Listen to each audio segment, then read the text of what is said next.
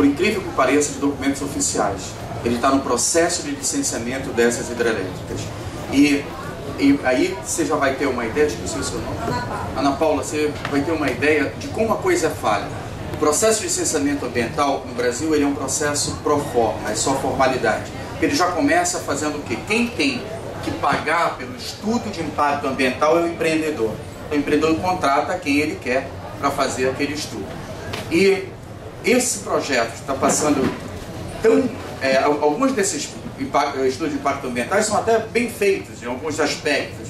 Por exemplo, o aspecto antropológico de Belo Monte é muito bem feito. Mostra bem o efeito que vai fazer sobre os povos indígenas e diz, olha, eu acho que esses caras não vão conseguir ficar mais lá.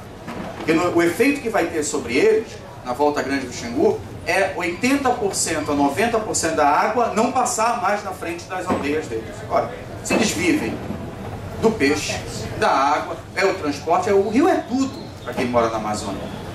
Como é que eles vão conseguir viver? No mínimo, há um genocídio cultural. Então, alguns desses estudos são até bem feitos nessa parte. E nós, ainda assim, mostrando todas essas mazelas, o IBAMA concede as licenças ambientais. Para encurtar, para que a gente possa entender isso de uma forma bem tranquila, eu queria dar 2 dados só. Um que acabou de acontecer, acho que foi há 2 dias. A Associação de Servidoras do IBAMA soltou um manifesto nacional dizendo que não aguentam mais a pressão dos governantes e empreiteiros para que saiam as licenças ambientais desses projetos. Acabou de fazer isso. Isso talvez mostre para a gente o que acontece lá dentro do governo, dentro do IBAMA, no processo de licenciamento ambiental, que a gente nem tem ideia de como a coisa é feita.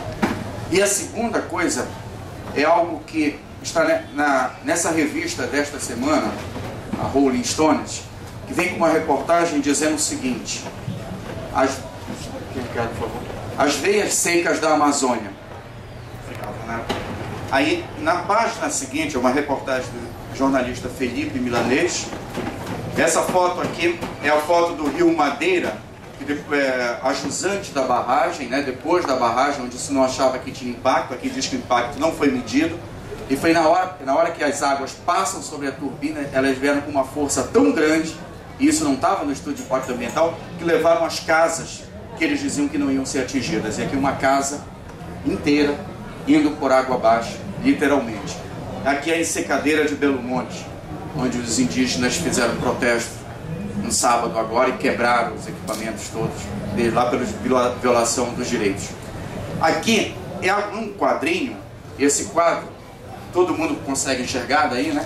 Eu vou traduzir aqui para vocês. Ele está dizendo o seguinte: corrupção em obras. Ele diz que as maiores construtoras do Brasil, 5 das maiores construtoras empreiteiras do Brasil, fizeram, a maioria, ou estão em andamento com a maioria dessas obras. E elas devem receber, segundo a Bloomberg, elas devem receber, até o final dessas obras, 25 bilhões de reais do governo federal. E ele diz mais embaixo que essas empreiteiras doaram para a campanha da presidente Dilma 45 milhões de reais. Eu não tenho a resposta às perguntas de vocês, mas eu acho que esses dados nos ajudam a respondê-las.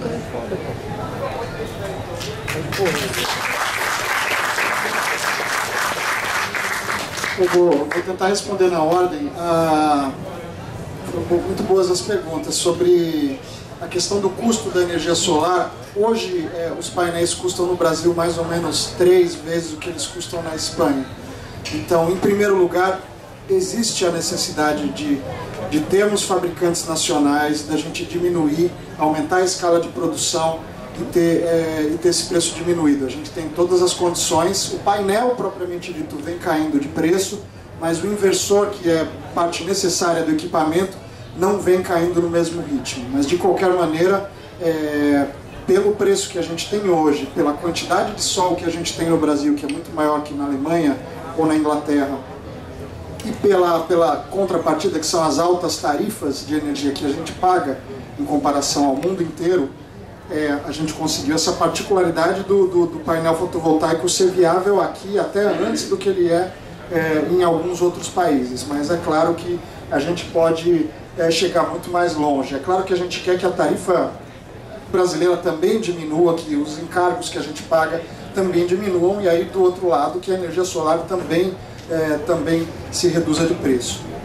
Sobre a outra pergunta da questão de esforços políticos, a gente fez um trabalho longo de mais ou menos uns 4 anos em cima de uma legislação federal para energias renováveis. Então ela não era especificamente para solar, mas uma vez que a energia eólica conseguiu o seu andamento pelos leilões, a gente concentrou esforços na energia solar.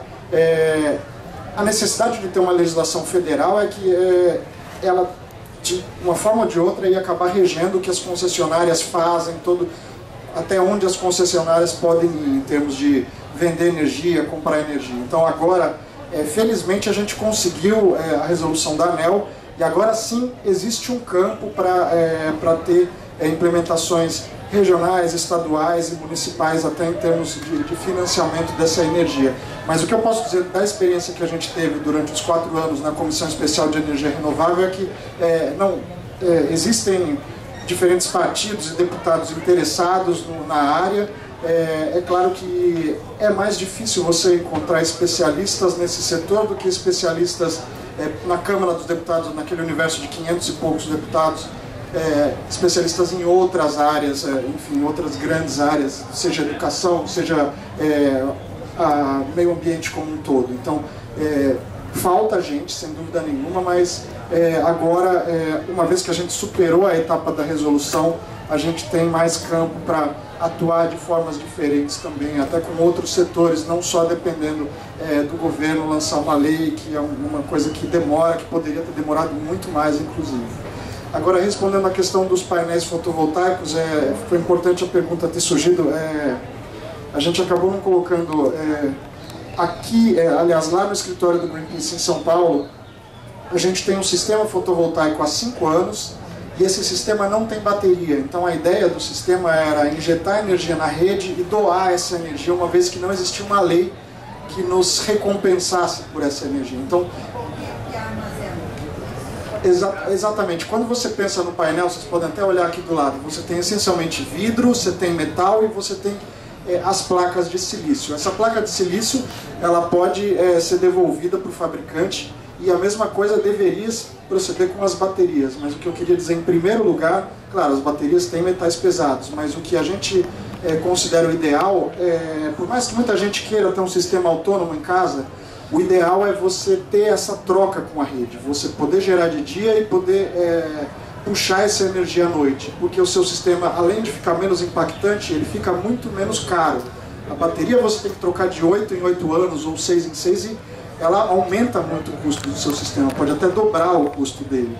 Então, sem a bateria, isso fica muito mais fácil. E o sistema, ele dura em média 25 anos. Né? Então, hoje, se a gente tivesse condições de financiamento, a gente pagaria o sistema em 8 anos e nos 17 anos seguintes a gente estaria só usufruindo dessa energia e reduzindo nossa conta de luz